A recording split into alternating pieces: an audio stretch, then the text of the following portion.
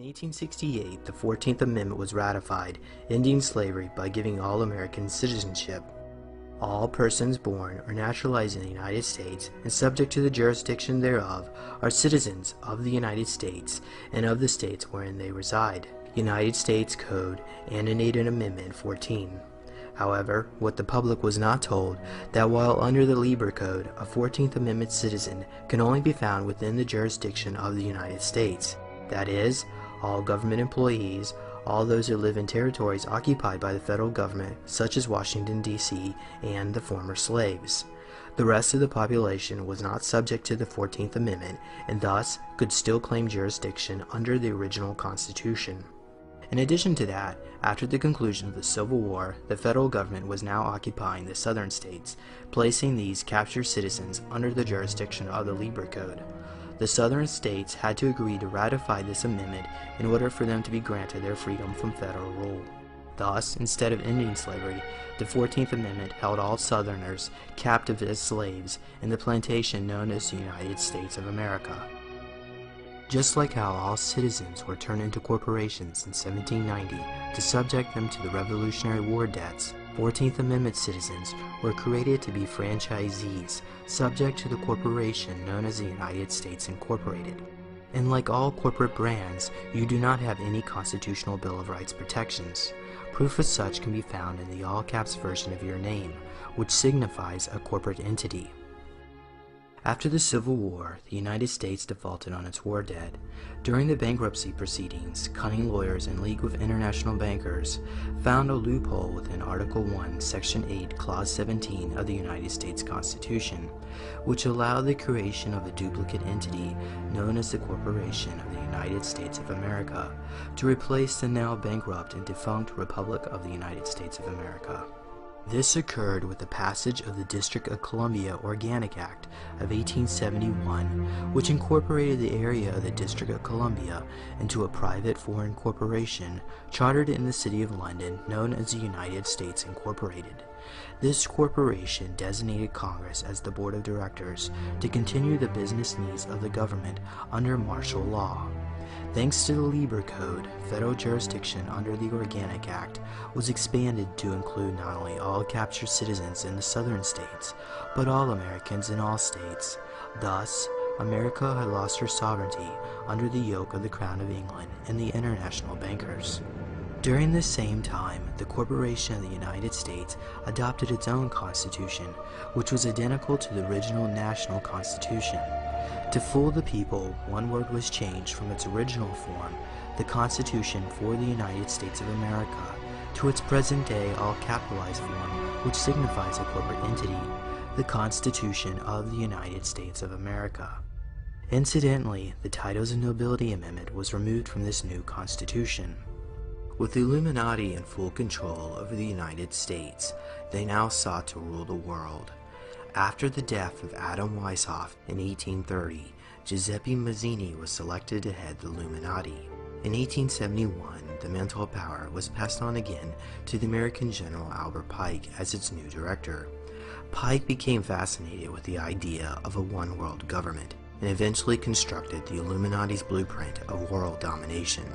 His plans called for the financing of 3 world wars in the 20th century. The First War would bring about an atheist communist state from the ashes of Tsarist Russia. The Second War would bring about a Jewish Holocaust under a fascist government to foment support of a Zionist state of Israel. The Third War would manipulate the differences of Christians and Muslims for their own annihilation. Then finally, political Zionism would come out as victors of all. These 3 world wars would require enormous funding. Since most of the royalty in Europe was already deeply in debt thanks to the numerous wars and conflicts created by the Rothschild banking dynasty, the only place left that could possibly pay for such ambitious plans was the now prosperous American Republic. After the Civil War, the United States went through a great industrial expansion. The new industries of oil, steel, textile, and railroad all needed generous financing, which the Rothschild family was more than eager to provide. To access these markets, the Rothschilds sent their agent, Jacob Schiff, to infiltrate the New York banking scene, which was controlled by J.P. Morgan. By the turn of the century, the Rothschilds had fully entrenched themselves into the tight fraternity of Wall Street banks, such as Goldman Sachs and Lehman Brothers. They now sought their most prized possession, full control over the American monetary system. With help from Jacob Schiff and J.P. Morgan, the Rothschilds formed a scheme which would seduce Congress into relinquishing control over the money supply. This occurred with the Panic of 1907, when a liquidity crisis caused many banks and businesses to fail all across the United States. The meltdown began when J.P. Morgan published rumors that the Knickerbocker Trust Company of New York was insolvent. With a bank run on hand, they were forced to call in their loans, creating a chain reaction which would threaten to implode the entire banking system. The failures continued until J.P. Morgan & Company provided a generous loan to the insolvent banks. But J.P. Morgan was not trying to save the American banking system, but rather he used the crisis to destroy his competition by choosing which banks he would bail out. But the biggest casualty of the economic fallout was the looming bankruptcy of the Corporation of the United States, which had no means to pay back their loans, which were due in 1912. In anticipation of this bankruptcy, representatives from the world's most powerful families met in November 1910 at a secret meeting at the Jekyll Island Club Resort in Georgia to discuss the foreclosure of the Corporation of the United States and to brainstorm solutions which would prevent future liquidity crises such as occurred during the Panic of 1907. Those in attendance included Senator Nelson Aldrich, Paul Warburg, representatives from J.P. Morgan & Company, and Jacob Schiff, representing the Rothschild family.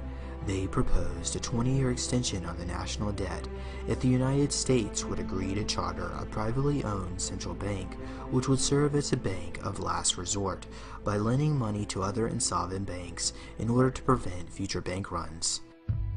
A week later, they emerged with their plans to create what is known as the Federal Reserve System. Because the current President Taft would never agree to sign away the American monetary system to a cabal of international bankers, they waited until they got their man, the progressive Woodrow Wilson, into power. In return for the bankers' generous campaign contributions, Woodrow Wilson reluctantly promised the bankers he would sign the Federal Reserve Act if he was elected into office. Many powerful forces were opposed to the creation of a privately controlled central bank. To neutralize this threat, J.P. Morgan invited the major opponents of the Federal Reserve Act on board the maiden voyage of the newly built Titanic luxury steamliner built by the White Star Line, owned by J.P. Morgan. J.P. Morgan ordered the captain to steer his ship into an iceberg and under gunpoint prevented the men from escaping onto the lifeboats, killing many of his enemies in one large swoop. When word of this got back to Woodrow Wilson, he commented, "There exists this power in the world, so subtle, so organized, so watchful, that we dare not speak above a whisper when we speak in condemnation of it." At the beginning of 1913, the United States had defaulted on its debt. After being denied a new line of credit, the now President Woodrow Wilson faced a constitutional crisis. With no other sources of funding, he went along with the bankers' schemes engineered at the Jekyll Island Resort. To avoid any opposition, Senator Nelson Aldrich quickly pushed the Federal Reserve Act through both houses of Congress. On December 23, 1913, while most of Congress was away on Christmas vacation, a quorum call was issued.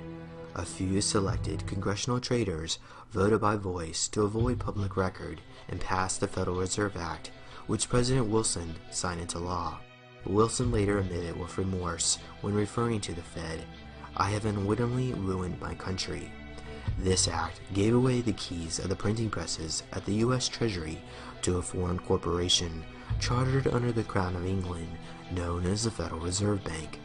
The Federal Reserve was created by Congress in 1913, and it was entrusted with the power granted originally to the Congress by the U.S. Constitution to coin money and regulate the value thereof.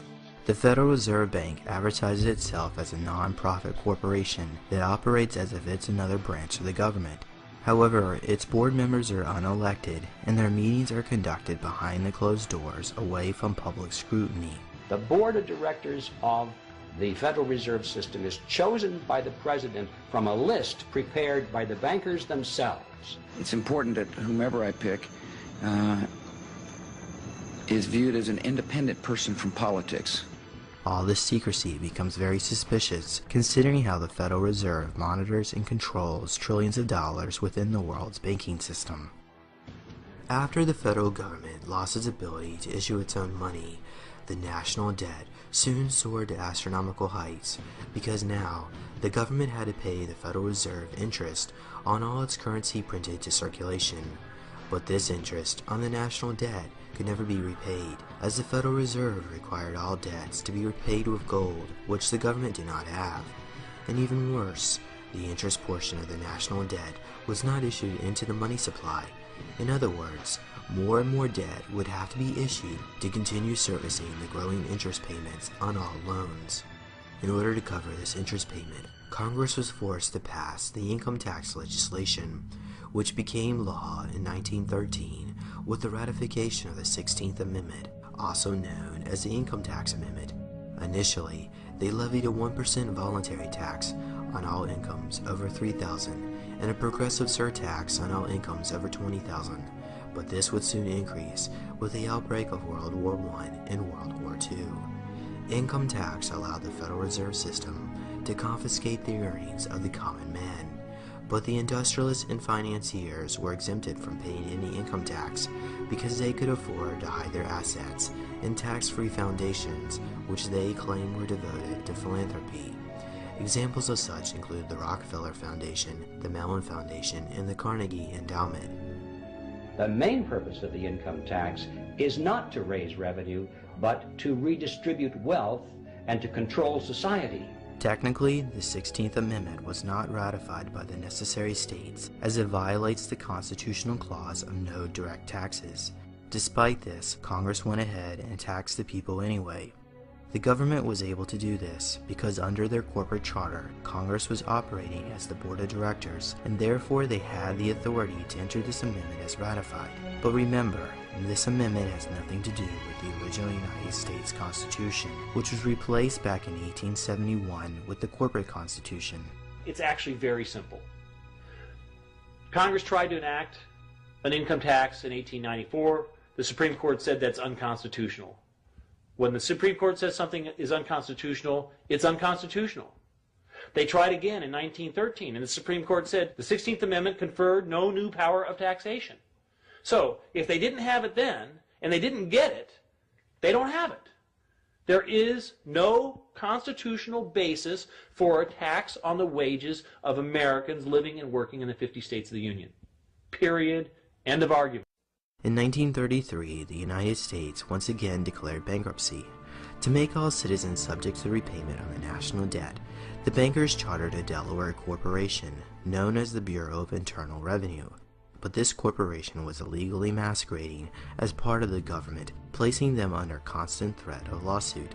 To escape this litigation, they moved their jurisdiction outside of the United States to Puerto Rico. This occurred in 1953 when they changed their name to the Internal Revenue Service, or IRS, incorporated as a Puerto Rican trust within the division of the Department of the Treasury of the Commonwealth of Puerto Rico. Further proof can be found within the United States Code, which lists the IRS as Trust Fund Number 62, the Puerto Rico Special Fund Internal Revenue. This was done to divert all income tax payments to the International Monetary Fund, owned by the various central banks of Europe and North America, which in turn are owned by the Crown of England. There is a substantial, conclusive body of evidence that proves that our income tax system represents the most pernicious form of tyranny. It is the greatest hoax ever perpetrated by government against the working men and women of America. I can eliminate all income taxes tomorrow and have more than enough money to fund the government by using some other guy's bright idea. We tax the Federal Reserve at 0.0006, doubles our money until we decide to put them out of business permanently, because we certainly should not have central banks. The evidence proving income tax is paid to the United Kingdom is found deep within the IRS Individual Master File, which contains every transaction and financial record gathered by IRS officials throughout your lifetime. One of these codes determines what kind of tax you are paying. After looking this code up within the IRS 6209 manual, you find that they have incorrectly classified all Americans as domiciled corporations in either Guam, the Virgin Islands, or Puerto Rico. Furthermore, all taxpayers who filled out a 1040 form are subject to a tax for doing commerce with the United Kingdom under a treaty with the United States. There is no law that requires the average American worker in the private sector to pay a direct unapportioned tax on their labor and compensation for services. There is no law. As you follow the money trail, you find that the taxes collected on the 1040 form is then sent to the Crown of England as a tribute payment. The Crown of England is a sovereign corporation located within the 677 acres of the city, found within the heart of Greater London. This tiny strip of land contains the world's most powerful banking houses, such as the Bank of England and Lloyd's of London, owned by the House of Rothschild. It is these bankers and their counterpart, the Temple Bar attorneys, that constitute the power base known simply as the Crown. Even though the Queen of England is a member of this club, she is not its corporate head. That job was given to the Pontiff of Rome. The Pope was given control over the monarchy with the signing of the Treaty of 1213 between King John and Pope Innocent III, which forever pledged England as a vassal state of the Holy Roman Empire. In 1297, that treaty was used as a precedent to incorporate the city as an independent city-state controlled by the Vatican, which would govern England without directly relying on the monarchy. Just like how the Corporation of the United States was subject to the Crown of England, so too were the subjects of the British Empire, enslaved with debt by the financial division of the Vatican, headquartered within the City of London. Today, this small clique of bankers have full authority over the affairs of Parliament, and this has been the case since 1694, when Pope Innocent XI hired William of Orange to depose the Stuart kings and charter the Bank of England.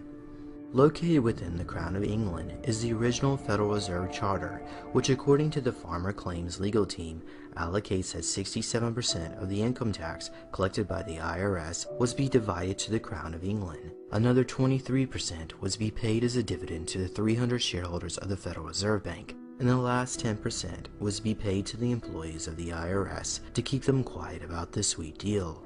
Since 1913, none of the income tax collected by the IRS has gone to the federal government.